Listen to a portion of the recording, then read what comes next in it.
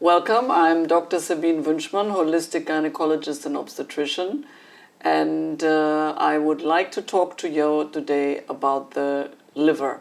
The liver is a wonderful, very tedious and very hard-working organ that is highly neglected in our system. We only connect it with yellowness of hepatitis and with acute problems when you have had too much alcohol, but it's actually the key organ that we have been given by nature to detoxify us and to do the detoxification on a daily basis of all the toxins and all the food and the water and the nutrients that we're taking into our body that go through the liver. So it's an extremely important organ that, as I said, is very good-hearted, and it's usually very, very slow in giving signs of symptoms.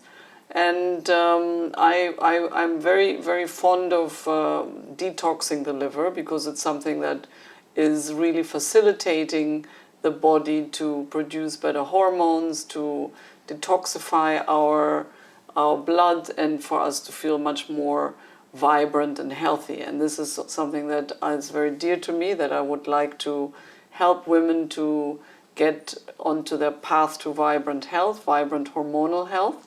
And I must say that the women that are on the Hormone Harmony online course that I have, and they go through the liver detox, which is one of the columns that I, base the Hormone Harmony program on, it's amazing to see how much better they feel, and, how much relief they have from their, symptoms on a daily basis. I would like to discuss, actually today, I have a very special guest with me, that is Esco Essence, who's welcome. Thank you for being here. He's a holistic chef, which is based on whole plants, and he's really very experienced with the amazing nutrition and giving the best nutrients to our body through whole plant and living foods. I would like to have his view really on the sluggish liver and what can we actually do to help our liver, to help the liver becoming vibrant, to do a detox, to do a liver detox, which is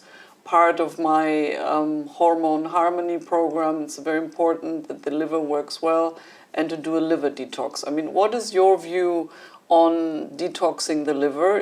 What is your experience? And what would you like to share with us in that respect, Esco? Thank you, Sabina.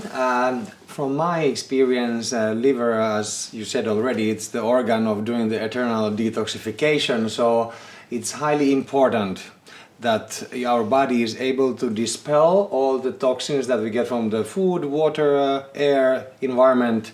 And it's important to take your, time in spring and in autumn. This is the mild weather season, like the winter is quite cold and summer is hot, so the conditions are variable.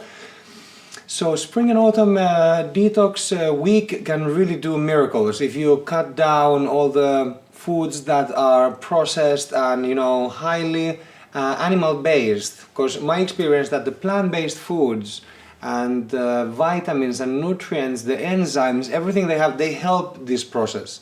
So all this will go through our body, the digestive system, into the gut, and the liver plays the role there. So if our digestive system is not loaded and digesting all day, overeating, foods that are not easily digestible, then the liver is overworking. So when we quiet down the digestive system and give some free space and time for the liver to do its work better, it will start getting alive again. Like you said, the sluggish liver, I think it's a symptoms of overusing and eating and foods that are not good for us that will create this kind of symptoms. And again, the sluggish liver, like we say, and it's actually commonly used nowadays, is not something that will present in blood tests or even in an ultrasound. It's just, the overload of the liver that cannot cope. And, that causes, chronic inflammation, which is a predecessor of disease, and, things that we don't even want to mention because it's so unpleasant, very bad diseases.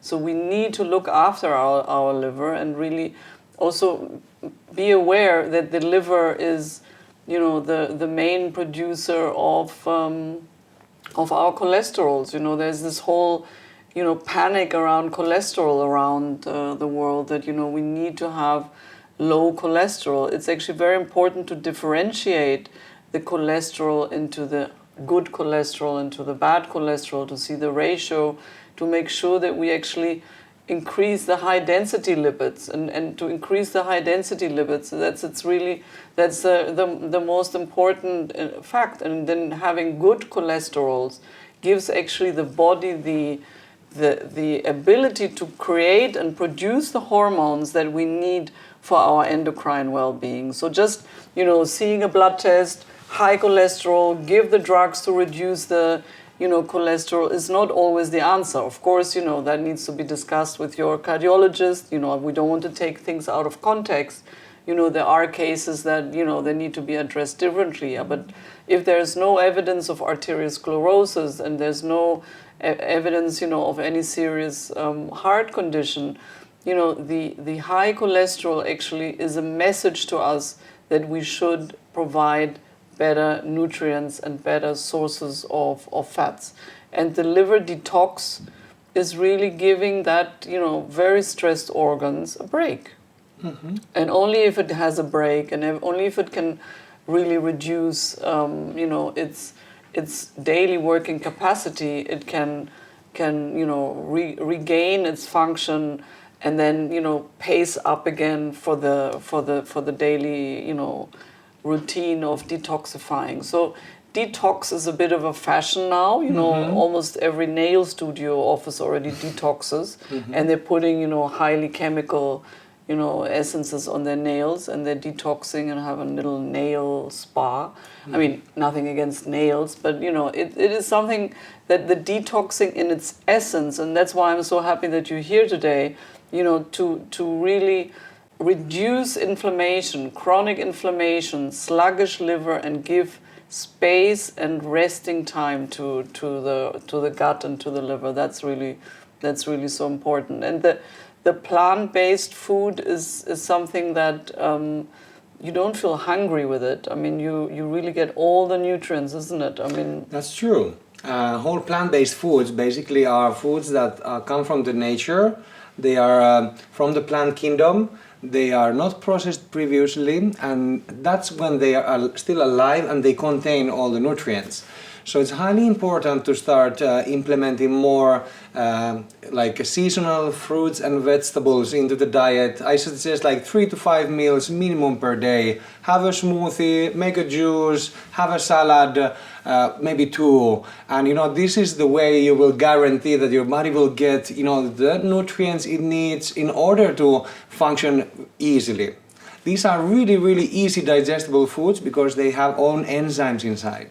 And that will create the easy digestion, and then the liver also gets the rest it needs, because the food doesn't have really ingredients that are difficult to digest. Mm.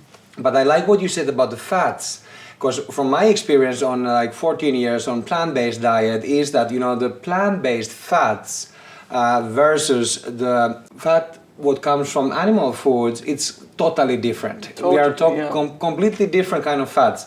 And what you said about the high density lipids versus the low density lipids, which come from animal fats mostly that are saturated. These doesn't melt even in room temperature. Like if I put the butter or the fat from animal products, it doesn't melt. Versus example coconut oil, which is 90% of coconut oil is saturated fat, which is really, really high content.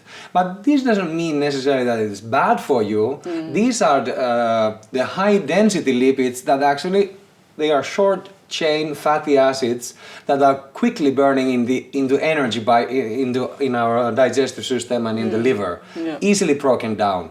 If you take example then the monounsaturated fatty acids or the polyunsaturated fatty acids, these change again, because like you said about the hormonal balance, from my experience and what I studied was that those essential fatty acids that our body is not able to produce, like the omega-3, omega-6, the alpha-linoleic and the linoleic acids are really, really highly important for our body. And we can get them from the plant sources, not necessarily like fish liver oil, which I consider not necessarily the best source of these fatty acids. I would prepare like sunflower seeds, flax seeds, sesame seeds, pumpkin seeds. There's so many nice seeds and nuts that contain a lot of these fatty acids. But you would sprout them, of course. Yeah, the sprouting is highly important also, because then they are activated. This Yeah. is the best way to absorb the nutrients and have them bioavailable. Very good. I mean, this is really very important, and I think we need to step outside and get away from that brainwash that we have all received. I have received it in medical school. We receive it on a daily basis in the magazines, in the news, and everything we read. That are things that we should be really scared about with cholesterol. Addressing the right fats, giving the nutrients to the body that we need, and also not, I always find is also we don't really listen to the sense of hunger anymore. We kind of sit down, we eat to eat, and then we don't listen to our gut feeling. Interesting enough, the gut feeling is such a important trigger actually. So that when we feel that we are not hungry anymore, we should stop eating.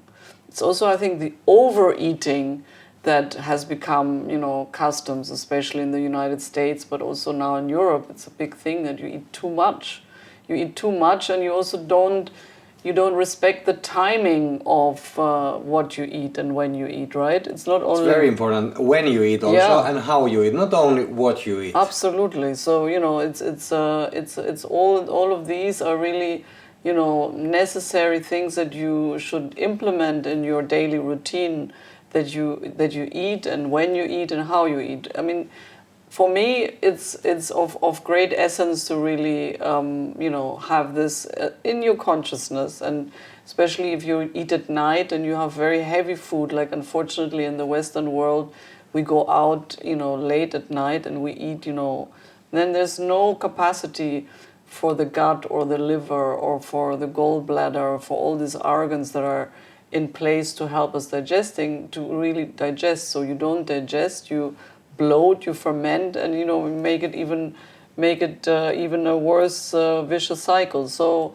all of this is really very important for the liver, and a good liver detox twice a year, like Esco says, in the months that you can cope well during the spring and the fall, and also have some time that you give to yourself. Don't make it another project and another thing that I have to do and I need to put everything in a tight schedule. This is a time that you take for yourself, for your liver, for your little gut, your big friends that they help you digest every day. Imagine what they go through every day, and give them time and space that they can actually get out of the state of inflammation and work to the optimum that they're actually designed for, so that we can be at our best. So the liver detox, something that you should embrace, you should not be afraid of, and twice a year. And thank you so much for being here. Thank you, Sabina. Thank you.